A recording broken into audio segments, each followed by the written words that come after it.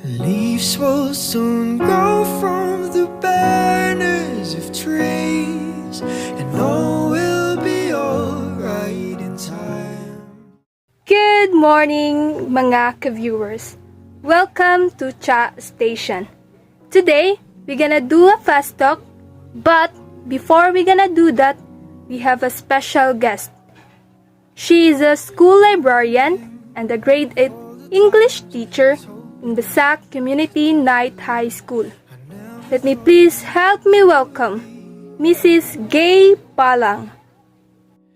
I couldn't really justify how you even thought Good morning, Mrs. Gay Palang. everything. This is the first question.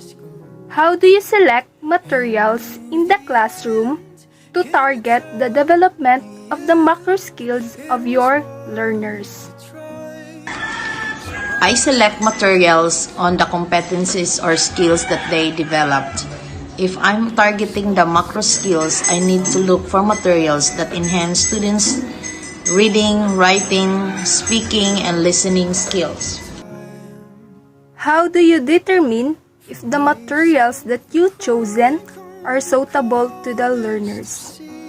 I can determine that the materials are suitable for my learners if they can relate to such materials, and at the same time, learning the necessary skills to be developed. What is the importance of selecting instructional materials? Selecting instructional materials is very important for the selection of such materials that will make or break the lesson.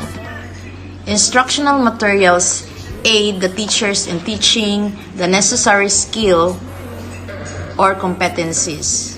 Correct selection leads to proper realization of skills, while wrong selection may not aid the teacher in realizing her objectives to the lesson. So, as a teacher, what factors do you consider in selecting materials? Well, for me, you should take consideration the individual needs and learning styles of your learners. You may choose materials that present in a variety of ways, using mixed media, text, video, images, and real-world examples or graphs that makes information more interesting and address the learner's different learning styles. And number 2, make sure that the materials support learning objectives. You provide a range of materials that will enrich and support curriculum and course development objectives, the one that reinforce and supplement, not substitute for the teacher's teaching efforts. The last one, make the materials clear and accessible. Make sure that the learners have sufficient background knowledge to comprehend more on the learning materials. And make it also a factor, the one that will make or aligns the competencies to your objectives, or make sure that it aligns to the competencies. If they are aligned to the competencies then that you are teaching, then that's the time that you will select and use such materials.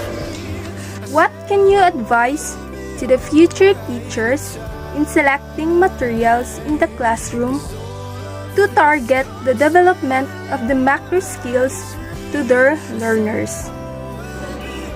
To target the development of the macro skills of their learners. Okay. So you should focus on the competency.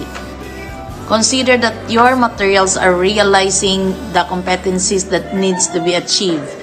Don't give complicated and irrelevant activities which do not develop the necessary skills. Hit the target. Thank you, Mrs. Palang, for accepting my request to be my guest for today. Your presence is highly appreciated. Viewers, listeners, once again, good morning, and see you tomorrow for another Fast Talk. And in the